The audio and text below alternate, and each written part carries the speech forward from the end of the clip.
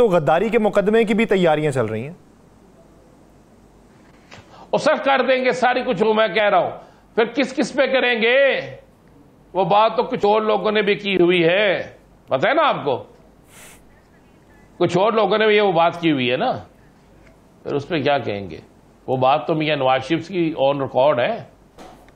मैंने कहा था इस मुल्क में जमहूरियत को पलने दें, जो जमहूरियत को आगे बढ़ने दें, ये गद्दारी के सर्टिफिकेट और दीगर सर्टिफिकेट ये खत्म हो जाने चाहिए।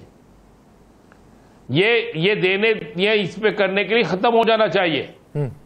भाई वो जेल में मौजूद है, जेल में आपने उस पे सारी आपने उस पे रखी हुई है पाबंदियां, तो फिर वो किस तरह कर सकता है? यासर साहब,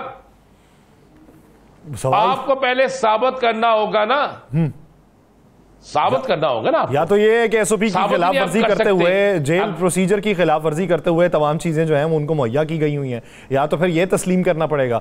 बसूरत दीगर अगर आप समझते हैं कि सुप्रिटेंडेंट आपके अपने लगे हुए चीजें नहीं हो सकती, तो फिर ये सोचना पड़ेगा कि ये कहां से हो रही, ये कहां से हो रही है।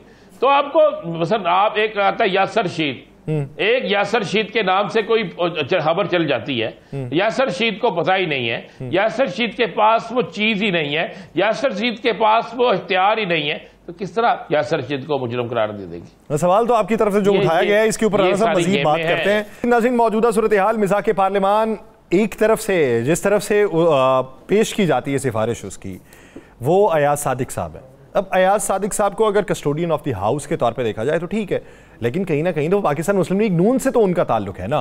तो यूं जैसे ये मिलता है कि हुकूमत की तरफ से ये स्टेप उठाया गया था, अब उसी से अगर बाहर होने की बात ख्वाजा आसिफ साहब कर रहे हैं, तो क्या हुकूमत इस मूड में नहीं है कि वो बात आगे बढ़ सके? क्योंकि अगर कोई और लोग भी आके ख्वाजा आसिफ साहब के मौक़िफ़ की तायीद करते हैं तो फिर और बात थी। इत्तेहादी तो फिर भी उस पर मौजूद हैं, इत्तेहादियों की कहीं ना कहीं आपको तायीद भी मौजूद है, लेकिन इस सब के बावजूद अगर ऐसा नहीं हुआ और ख्वाजा आसिफ साहब ने इनफरादी तौर पर यह फैसला किया है, तो किस समत को ये लेके जाएगा? पाकिस्तान मुस्लिम लीग नून के रहनुमा सेनेटर खलील ताहिर सिंधु साहब वो हमें ज्वाइन कर चुके हैं। खलील साहब, बहुत शुक्रिया आपके वक्त का। खलील साहब, सवाल मेरा ये है कि अभी मौजूदा सूरत हाल में मिसाक़ पार्लियामान के हवाले से एक चलें चीज़ जो है, इनिशिएटिव जो है वो उठाया गया था और उससे तासुर ये मिल रहा था कि चलें कहीं ना कहीं पे कुछ ना कुछ तो बेहतरी होगी, बर्फ़ पिघलेगी। लेकिन ख्वाजा आसिफ साहब वो बर्फ़ पिघलाने के मूड में नहीं है, इसकी वजह क्या है? यासिर साहब, सबसे पहले तो मैं समझता हूँ कि ये जो जिस तरह से जिन लोगों को गिरफ्तार किया गया पार्लियामेंट के मौजूद मेंबरान को, ये भी गलत है, और जिस तरह से फरियाल थालपर को आधी रात को वो बयान में बैठाकर लाया गया, या मरीम नवाज साहबा को उसके बाप के सामने गिरफ्तार किया, वो भी गलत है। दोनों चीज़ें गलत हैं और मैं इसकी हम सब ने इसकी मजम्मत की है, ये नहीं होना चाहिए। याज सादिक साहब एक बड़े सीनियर और सीजन पॉलिटिशियन है और ये कमेटी बनना ज़रूरी थी, इसलिए कि इस तरह से तो जब मर्जी होगा ऐसा होगा, कोई जिसको मर्जी उठा के ले जाए, क्योंकि कभी भी कॉन्स्टिट्यूशनली तो इस तरह से किसी को नहीं उठाया जा सकता। लेकिन आखिर उसी पार्लियामेंट में फिर भी चुप रहे हैं, जिसको कहते हैं पार्लियामेंट इसको नहीं मानते, लेकिन इसके बाद कभी छोड़ दें।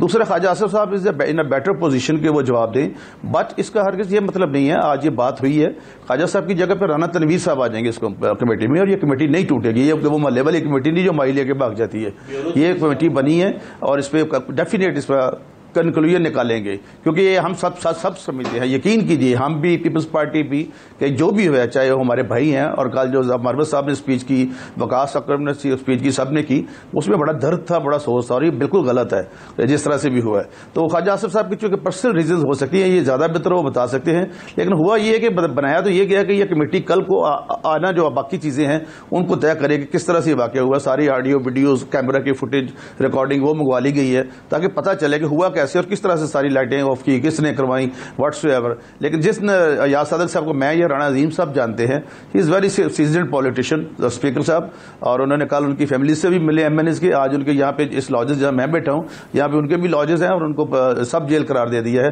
ताकि वो अपनी फैमिली से भी मिल सके सारा कुछ। और जो हाई कोर्ट है उसने रिमांड भी उनका जो फिजिकल रिमांड था वो खत्म कर दिया, जो नीचे से जुडिशियल मजिस्ट्रेट ने ऑर्डर दिए थे। तो ख्वाजा आसिफ साहब की जगह राना तनवीर साहब, जो हमें अभी तक मेरी इतला है, वो आ जाएंगे देंगे लोग, कमेटी ये काम करेगी और करना भी चाहिए, इसको मंतकी इंजाम तक पहुंचाना चाहिए, वरना फिर इस तरह से अगर होना शुरू हो गया तो ये तो फिर खत्म है ना, फिर सबके लिए। जैसे बिलावल साहब ने भी कहा था कि कल को हम भी इस जगह पे आ सकते हैं। तो मेरी जाती तौर पर यही है कि ये कमेटी काम करेगी, डेफिनेट करेगी। खलील ताहिर सिंधु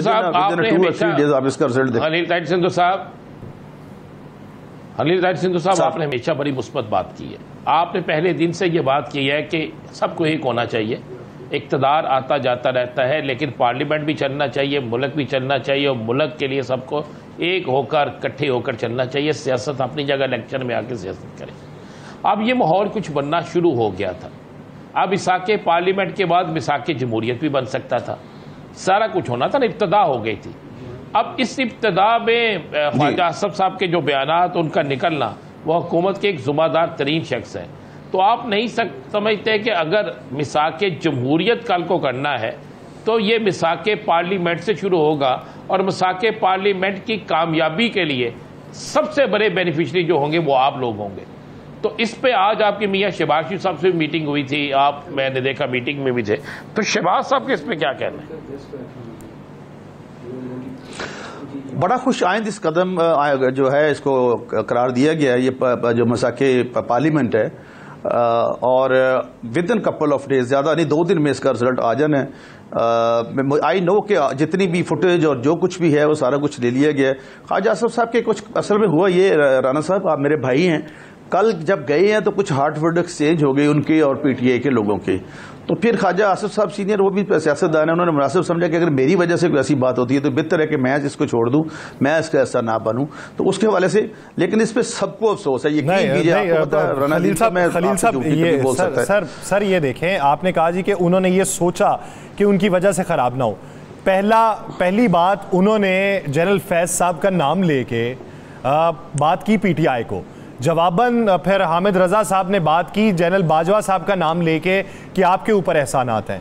जो उन्होंने छोड़ने की वजह बताई ना, उन्होंने ये कहा, उन्होंने कहा जी ये तो बनी थी पार्लियामान के लिए, लेकिन वहां पे लगता है कि पीटीआई के तहफ्फुज़ात हमें सुनना पड़ रहे हैं। तो सर जब वाकई पीटीआई के साथ हुआ है तो तहफ्फुज़ात भी तो उन्हीं के ही सुनना पड़ेंगे ना। यू आर वेरी राइट, लेकिन मैं यासिर साहब दोबारा कहूंगा आपसे भी और अपने भाई राना अजीम साहब से भी कि इसका प्रॉपर जो जवाब है, मुझे तो उनको नहीं पता कि उनकी इंटेंशन क्या थी ख्वाजा आसफ साहब की, मेरे बुजुर्ग हैं, लेकिन अगर पार्टी उन्होंने कमेटी छोड़ी है, मुझे यकीन कीजिए इस बात का पता नहीं होता। अगर मुझे पता होता तो मैं डेफिनेट आपको बताता यहाँ पे, क्योंकि जिस बंदे का मैं सियासत में शागिर्द हूँ उसने हमेशा सच्ची बात की है यहाँ पे। इसलिए बेहतर, बिल्कुल ठीक है, उनके पार्लियामेंट के तहफ़्फ़ुज़ात को सुनना पड़ेंगे, लेकिन असल में देखना पड़ेगा कि ये बात चली कहाँ से, हुआ काम क्या है। मतलब एक बंदा सहाफ़ियों को गालियां देता है, ख़वातीन को गालियां देता है, फेडरेशन को गालियां देता है, और मरीम को कहता है मैं बाजे लेके आ रहा हूं, ये कर रहा हूं, मुझे रोक लेना, मैं ये कर दूंगा, फतह कर लूंगा। ये this is not the way. Basically तो बात उसको भी सैको सबाक से हटते तो नहीं देखा जा सकता, उधर भी जाना पड़ेगा हमें। और आज उसने फिर कर दिया कि मैं अफगानिस्तान से, जी देखिए मेरे सामने कॉन्स्टिट्यूशन पड़ा है, ये कहता है कि डायरेक्ट कोई सूबा किसी मुल्क से मुज़ाकरात नहीं कर सकता, और उसने आज उनके अफगान जो कौंसिल जनरल से मिल भी लिया है, और इमरान खान साहब ने आज उसको फिर सपोर्ट कर दिया। दूसरे इमरान खान साहब ने कहा जी मुझे पता नहीं था, हालांकि सुबह 2 अखबारें उनके कमरे में जाती हैं और वो अखबारें पढ़ चुके थे उस वक्त 11 बजे जब सहाफियों से बात हुई है। ये सारा कुछ ऑन एयर हो चुका था, ऐसी बात नहीं है। लेकिन उन्होंने कहा जिन्होंने माफी मांगी मैं उनकी भी मजम्मत करता हूं, वो पार्टी में नहीं रहेंगे। ऐसे सियासत में मैं आज भी कहता हूं, मैं जिस तरह राना साहब ने फरमाया, मैं आज भी उसी डगर पे हूं कि यकीन कीजिए जो कॉमन इशू है, जो आम इशू है, आम आदमी का जो इशू है, वो जो खत्े गुर्बत से है उसको निकालना है वहां से, इन बातों से हमें निकलना पड़ेगा। और ये मिसाके, जिस तरह राना अजीम साहब फरमा रहे थे, मिसाके ये जो है पार्लियामेंट, ये बहुत अच्छी बात, इससे मिसाके जमहूरियत की तरफ जाना था। तो मेरा अपना ईमान है, मेरा सियासी इदराक यही कहता है कि ये कमेटी, ये पार्टी नहीं टूटेगी कल, और कल राणा तनवीर साहब इसमें बैठेंगे जी।